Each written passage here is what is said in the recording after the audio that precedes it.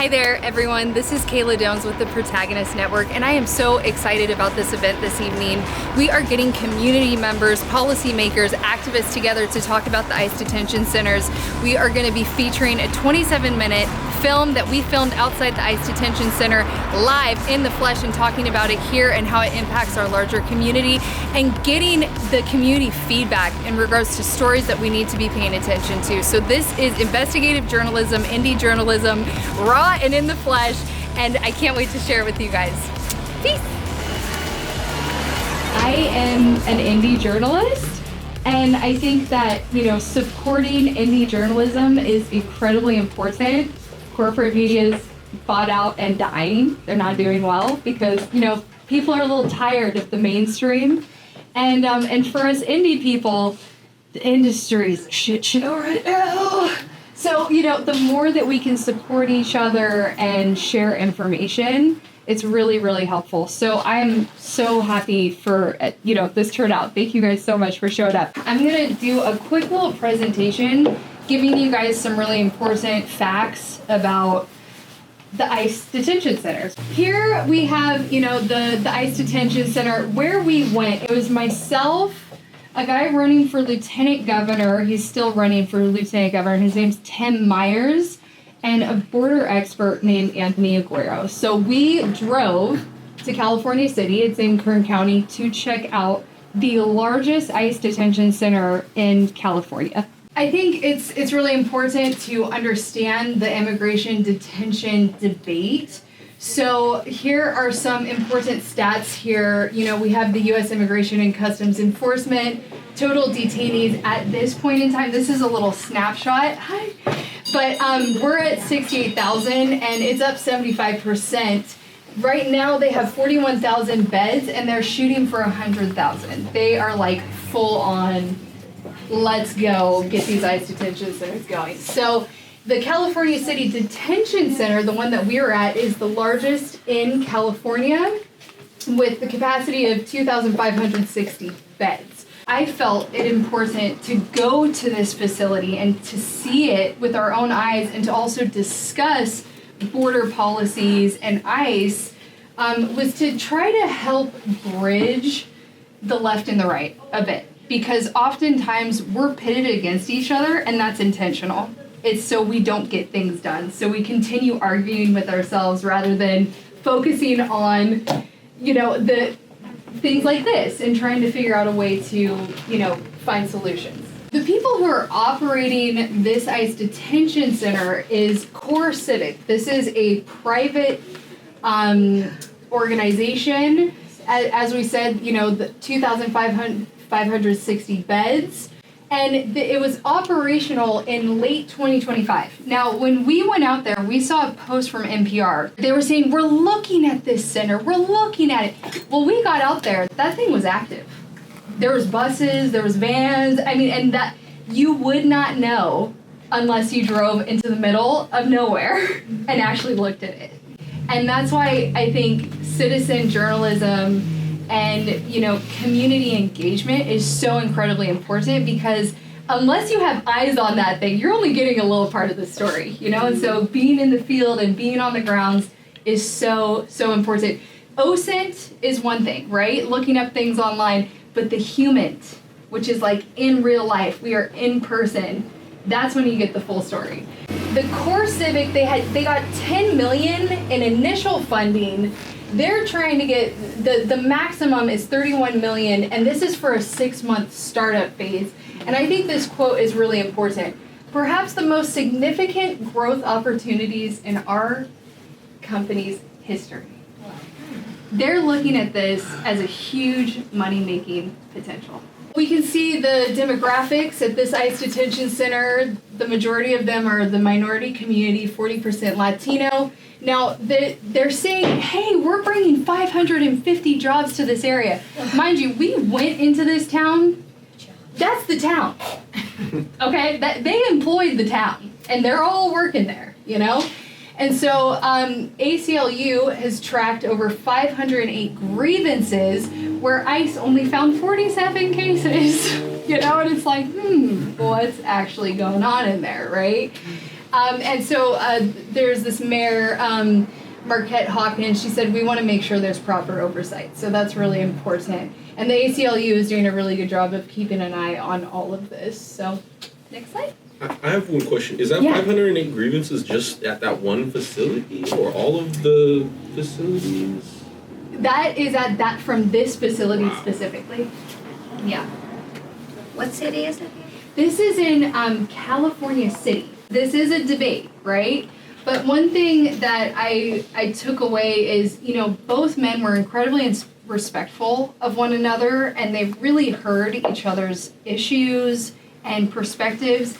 And at the end of the conversation, they shook hands, you know, which was really, like, meaningful that we could kind of provide this space. This is such a controversial issue, you know, and to have people shake hands with one another. And, you know, the guy running for lieutenant governor, he said, you know, if I become lieutenant governor, you have a seat at my table anytime. And I think, you know, having moments like that are so important because everyone's got a perspective that matters, right? Or they have their own insights. So Tim Myers, a little bio on him, he is a Grammy-nominated musician, One Republic, self-described pastor kid, and views the facility as a moral failure, right? And a misallocation of public funds. That was kind of like his main argument in the debate. Now, Anthony Aguero, I worked with him a lot when we were doing the film Line in the Sand, where we were doing a lot of intense border coverage. And this guy, he's the founder of Border News Network. And what's interesting about this guy's profile is he's a child of Mexican immigrants. But because of the things that he's seen on the border, the human trafficking, drug smuggling, I mean, human rights atrocities that are really hard to imagine, he believes that, you know, the ICE facility is a symbol of security and safety. So that's kind of his perspective. And he said, we must protect against violent crime and stop cartel exploitation of the migrants. So his stance is the cartel are, you know, using and abusing these people, and we gotta not only protect America, but we gotta protect the migrants, right? So it's a really interesting stance here. My stance on it, you know, we gotta honor people's humanity and address the humanitarian crisis, the financial cost of immigration enforcement, and need to find solutions that respect both security and humanity, right? Like, we gotta find a middle ground. That's my stance of it. I try to be as objective as possible. We did have quite a few areas of agreement in this debate. One thing that they both agreed on is the border security is essential, right? But it's like, how do we do that? Protecting the border is a legitimate government function. They were both in agreement with that.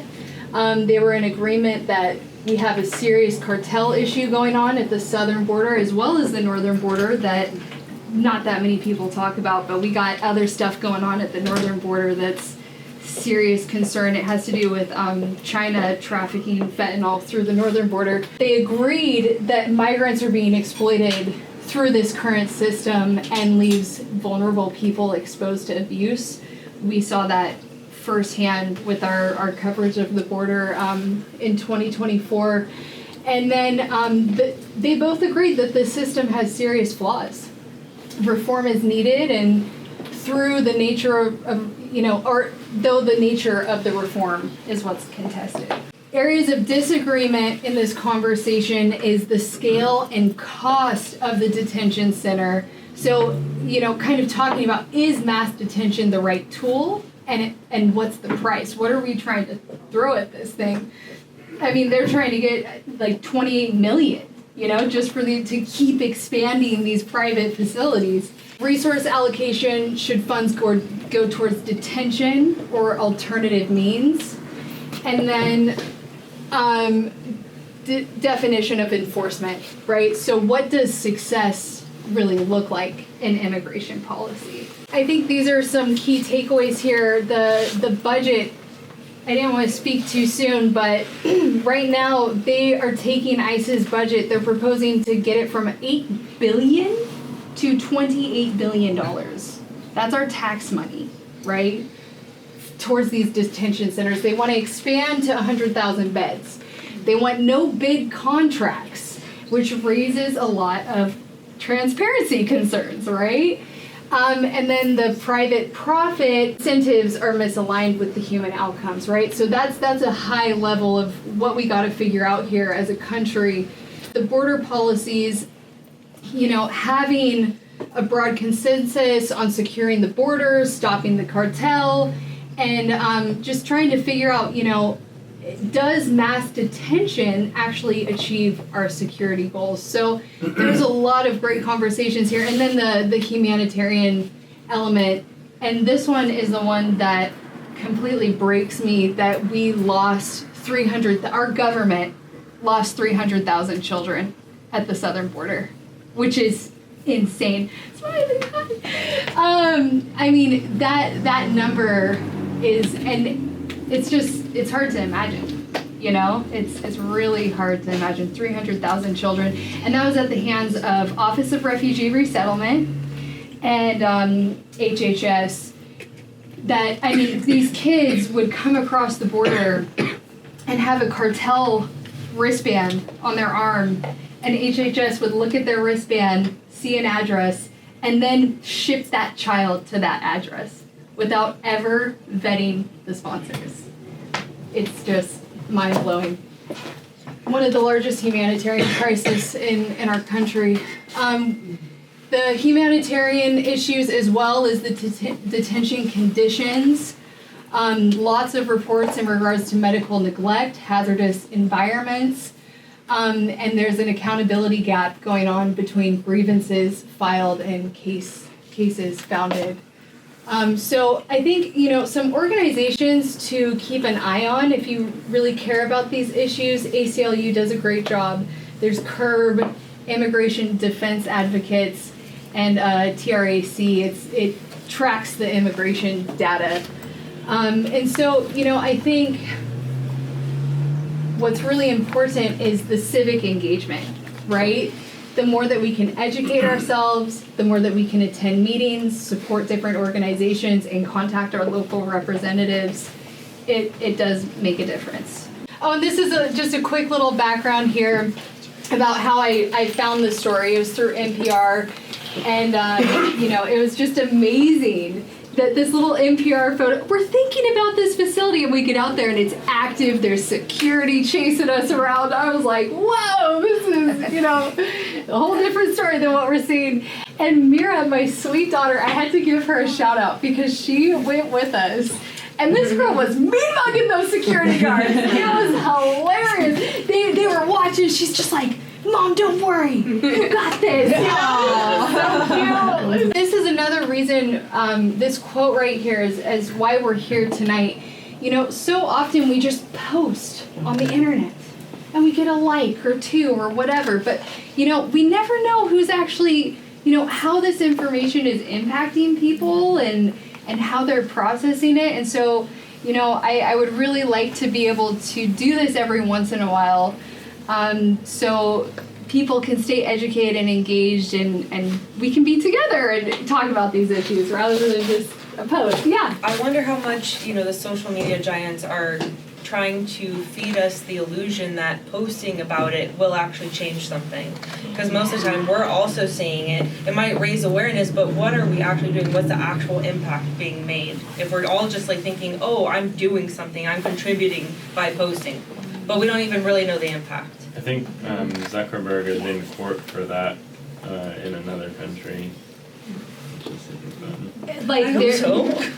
For making people feel like they're doing something? The case is primarily on addiction to social media, but I'm fairly certain it got brought up. I'll have to double check my source. That's interesting. Yeah, it's a real thing. I mean, this is what they want us to avoid, right? Good, yeah. Yep. Just stay comfortable, stay in your home, just post, it's fine, everything's fine. Yeah, I love this important point. Yeah, go ahead. I have one more question. Oh, I was going to say, C.S. Lewis has some quote somewhere that if the government could, because when you do something powerful, you have a group of your friends, right? So it's something like, if the government could give the illusion that you have close friends, they would do that. Wow. I think that's what they're doing. Yeah.